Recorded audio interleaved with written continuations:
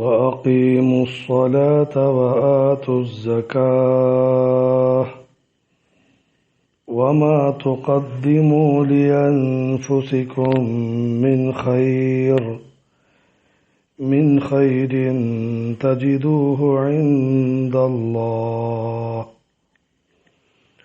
إن الله بما تعملون بصير. ആയത്ത് 110. وأقيموا الصلاة وآتوا الزكاة. നിങ്ങൾ നമസ്കാരം മുറപ്രകാരം നിർവഹിക്കുകയും സകാത്ത് കൊടുക്കുകയും ചെയ്യുക.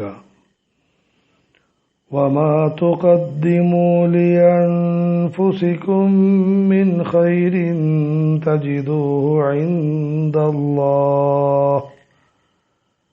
നിങ്ങൾക്ക് വേണ്ടി നിങ്ങൾ ചെയ്യുന്ന ഓരോ നന്മകളും അല്ലാഹുവിങ്കൽ നിങ്ങൾ കണ്ടെത്തുന്നതാണ്. ഇന്നല്ലാഹ ബിമാ തഅമലൂന ബസീർ. നിങ്ങൾ പ്രവർത്തിക്കുന്നതെല്ലാം അല്ലാഹു കാണുന്നുണ്ട്. ഈ പരിശുദ്ധ ആയത്തിന്റെ വിവരണം കഴിഞ്ഞ മജ്ലിസിൽ നടക്കുകയുണ്ടായി. ഇതുമായി ബന്ധപ്പെട്ട്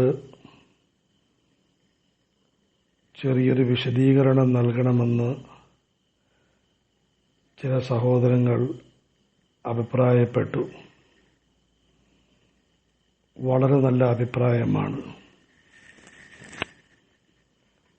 ശത്രുതയും അസൂയയും പെയ്തിറങ്ങുമ്പോൾ അതിന് മാപ്പ് കൊടുക്കുകയും അതിൽ നിന്നും മുഖം തിരിക്കുകയും നമസ്കാരവും സക്കാത്തും കൃത്യമായി നിർവഹിക്കുകയും ചെയ്യുക എന്ന ഈ ഉപദേശം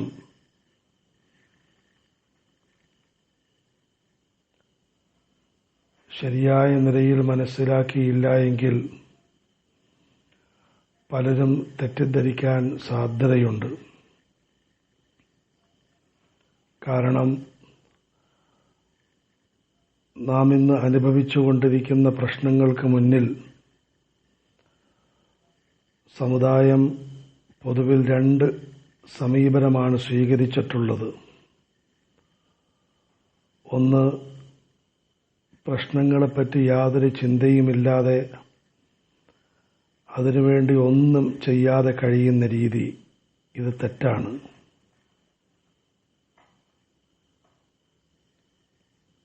പ്രത്യേകിച്ചും ഇന്ന് നടക്കുന്ന പ്രശ്നം വിശിഷ്യ ഇന്ത്യ രാജ്യത്തെ സംബന്ധിച്ചിടത്തോളം അതീവ ഗുരുതരമായ പ്രശ്നമാണ്.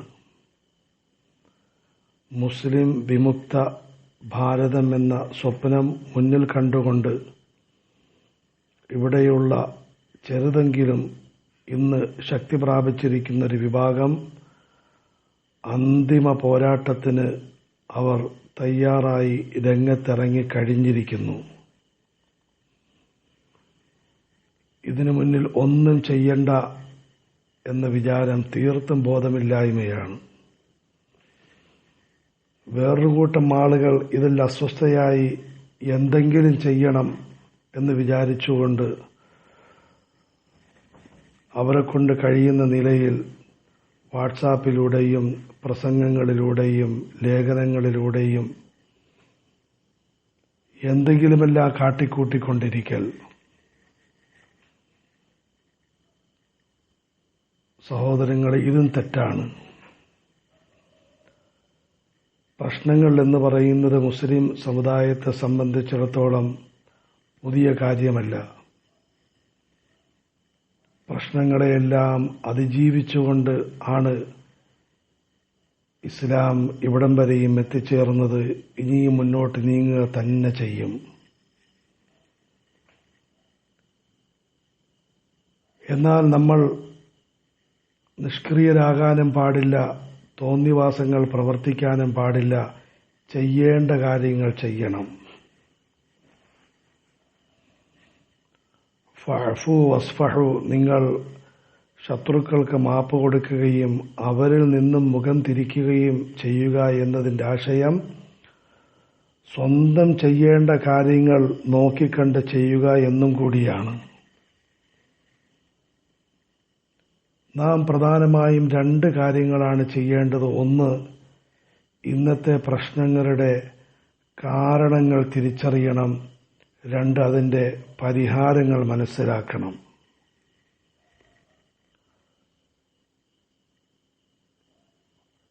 ഇന്നത്തെ പ്രശ്നങ്ങളുടെ കാരണം പ്രധാനമായും 2 നിലയിലാണ്. ഒന്ന്, ഇസ്ലാമിനെയും മുസ്ലിമീങ്ങളെയും തെറ്റിദ്ധരിച്ച പ്രതിസ്ഥാനത്ത് നിർത്തിക്കൊണ്ട് അക്രമങ്ങൾ കാണിക്കുന്നവരുടെ തെറ്റുകൾ. അത് അവരുമായി ബന്ധപ്പെട്ടതാണ്. പടച്ചവൻ അവർക്ക് മനസ്സിലാക്കി കൊടുക്കാൻ നമുക്ക് ഉദവി നൽകുമാറാകട്ടെ. പ്രത്യേകിച്ചും ആ വഴിയിൽ പരിശ്രമിക്കുന്ന സഹോദരങ്ങൾക്ക് പടച്ചവൻ മനക്കരുത്തും കാര്യഗ്രാഹ്യവും കാര്യങ്ങൾ മനസ്സിലാക്കി കൊടുക്കാനുള്ള ശേഷിയും അല്ലാഹു നൽകുമാറാകട്ടെ. അതിവിടെ നമ്മുടെ വിഷയമല്ല. 2, നമ്മളുമായി ബന്ധപ്പെട്ട ഈ പ്രശ്നത്തിൻ്റെ കാരണങ്ങൾ. ഇത് പഠിച്ചാൽ ഇന്നത്തെ പ്രശ്നങ്ങൾക്ക് നമ്മളുമായി ബന്ധപ്പെട്ട 3 കാരണങ്ങളുണ്ട് എന്ന് മനസ്സിലാക്കാൻ സാധിക്കും. ഒന്ന്, അല്ലാഹുവും റസൂലുമായി ദീനുമായി നമ്മളുടെ ബന്ധത്തിൽ വലിയ ന്യൂനത സംഭവിച്ചിരിക്കുന്നു. 2, സമുദായം പരസ്പരം ബന്ധത്തിൽ വലിയ വീഴ്ച കാട്ടിക്കൊണ്ടിരിക്കുന്നു. 3, അമുസ്ലിംകളോടുള്ള കടമകളിലും വലിയ തെറ്റുകൾ സംഭവിച്ചിരിക്കുന്നു. ഈ 3 കാര്യങ്ങൾ 3 വസ്തുതകളാണ്. യാഥാർത്ഥ്യത്തിൻ്റെ കണ്ണു തുറന്ന് നോക്കിയാൽ സുതരാം വ്യക്തമാകുന്ന കാര്യങ്ങളാണ്. വിശാലമായ മസ്ജിദുകളും തിങ്ങി നിറഞ്ഞ മതപ്രസംഗ വേദികളും ഓരോ സംഘടനകളുടെയും പത്രങ്ങളും മാസികകളും കണ്ട് നമ്മൾ തെറ്റിദ്ധരിക്കരുത്. പടച്ചവരുമായിട്ടുള്ള ബന്ധത്തിൽ വലിയ കുറവ് സംഭവിച്ചിരിക്കുന്നു. സമുദായം വളരുംതോറും പിളരുന്ന നിലയിൽ നമ്മളുടെ പരസ്പര ബന്ധം വളരെയധികം താറുമാറായിരിക്കുന്നു. അമുസ്ലിമീങ്ങളുമായിട്ടുള്ള ശരിയായ ബന്ധത്തിൻ്റെ അഭാവമാണ് ഇന്ന് നമ്മളെ വല്ലാത്തൊരവസ്ഥയിൽ എത്തിച്ചിരിക്കുന്നത്. 2 നിലയിലാണ് അമുസ്ലിമീങ്ങളുടെ വിഷയത്തിൽ നമ്മുടെ രീതി. ഒന്ന്, അവരുമായി യാതൊരു ബന്ധവുമില്ല. അയൽവാസികളാണ്. അവരുടെ സുഖദുഃഖങ്ങളുമായി നമുക്കൊരു ബന്ധവുമില്ല.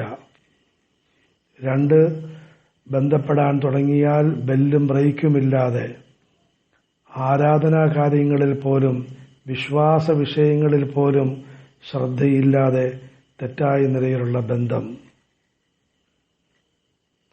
ചുരുക്കത്തിൽ ഇതാണ് പ്രശ്നങ്ങളുടെ കാതലായ 3 കാരണങ്ങൾ. അടുത്തതായി സഹോദരങ്ങളെ, ഫഅഫു വസ്ഫഹു വ അഖീമു സ്വലാത്ത വ ആതു സക്കാ. ഈ പ്രശ്നങ്ങൾ പരിഹരിക്കാൻ നാം എന്ത് ചെയ്യണം?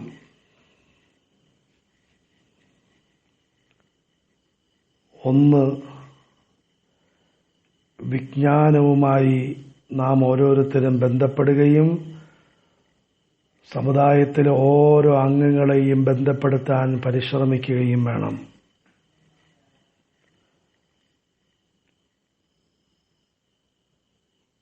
ഇസ്ലാമിക സ്ഥാപനങ്ങൾ, മദ്രസകൾ ഇതിനെ വളർത്തണം. അതുമായി നാം ബന്ധപ്പെടണം. അവിടെ നമ്മൾ പഠിക്കണം. നമ്മളുടെ മക്കളെ പഠിപ്പിക്കണം. കുറഞ്ഞ പക്ഷം അതിൻ്റെ സുഗമമായ മുന്നോട്ടുള്ള നീക്കത്തിന് നമ്മൾ പ്രത്യേക സേവന സഹായങ്ങൾ ചെയ്യണം. അതുപോലെ തന്നെ നാമും നമ്മളുടെ സന്താനങ്ങളും മക്തബുകൾ, ചെറിയ പാഠശാലകളുമായി ബന്ധം സ്ഥാപിക്കണം. ദിവസത്തിൽ 1 മണിക്കൂറെങ്കിലും, അല്ലെങ്കിൽ ആഴ്ചയിൽ 1-2 വൈകുന്നേരങ്ങൾ, അതുമല്ലെങ്കിൽ മാസത്തിൽ 1-2 ദിവസങ്ങൾ നമ്മൾ ഇസ്ലാമിക വിജ്ഞാനങ്ങളുമായി ബന്ധപ്പെടണം. ഓരോ വീടുകൾ കേന്ദ്രീകരിച്ചും മസ്ജിദുകൾ കേന്ദ്രീകരിച്ചും വിജ്ഞാനശാലകൾ നമ്മൾ തുടങ്ങണം.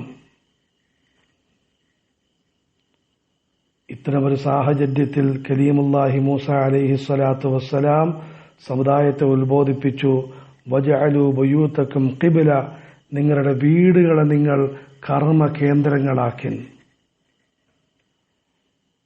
വീടുകളിൽ ചെറിയൊരു ലൈബ്രറി, അവിടെ ഭാര്യാമക്കളുമായി കൂടിയിരുന്ന് ഒരൽപ്പനേരം ആധികാരികമായ രചനകളുടെ പാരായണം, നമുക്കറിയാവുന്ന രീതിയിൽ ഈമാനിക ഗുണങ്ങളെപ്പറ്റിയുള്ള ചെറിയൊരു ചർച്ച നമ്മുടെ വീടുകളിൽ അതുപോലെ മസ്ജിദുകളിലും വേണം. ഇപ്രകാരം തന്നെ സ്കൂളുകളെയും നമ്മൾ പ്രത്യേകം ശ്രദ്ധിക്കണം. ആവശ്യമുള്ള സ്ഥലങ്ങളിലെല്ലാം സ്കൂളുകൾ സ്ഥാപിക്കണം. അവിടെ ദീനീ നിയമങ്ങൾ പാലിച്ചുകൊണ്ട് പഠിക്കുകയും പഠിപ്പിക്കുകയും ചെയ്യുന്ന അവസ്ഥയ്ക്ക് വേണ്ടി അധ്വാനിക്കണം. സ്കൂളിൽ പോകാത്തൊരൊറ്റ കുട്ടികൾ പോലും സമുദായത്തിൽ ഉണ്ടാകരുത്.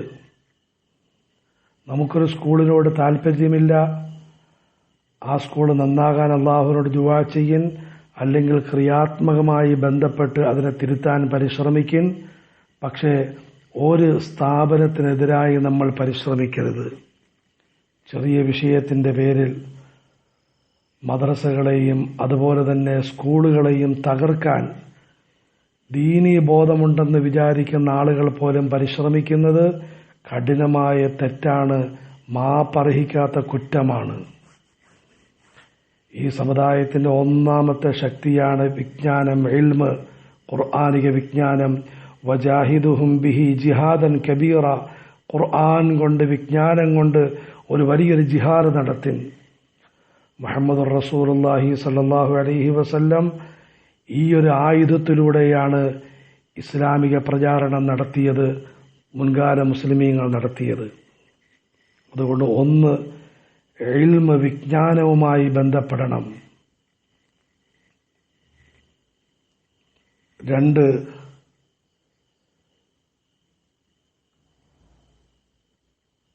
തൊഴിലവസരങ്ങൾ വർദ്ധിപ്പിക്കണം.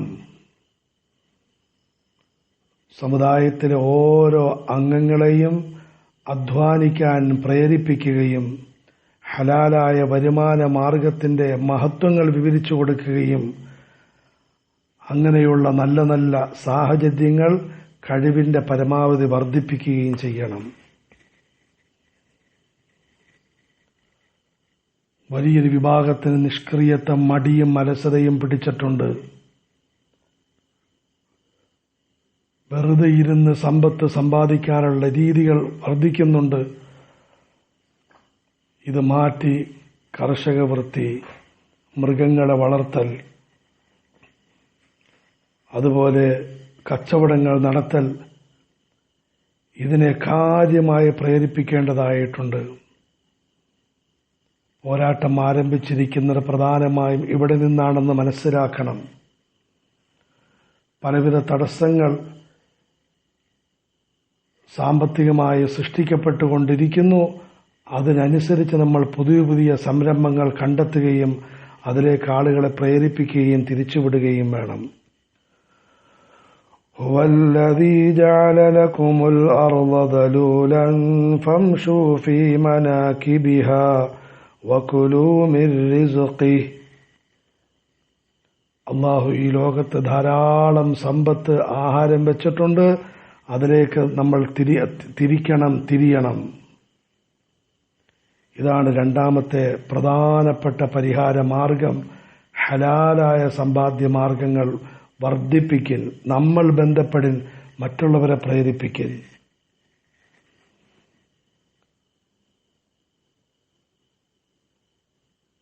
അടുത്ത ഏതാനും വിഷയങ്ങളും കൂടിയുണ്ട്.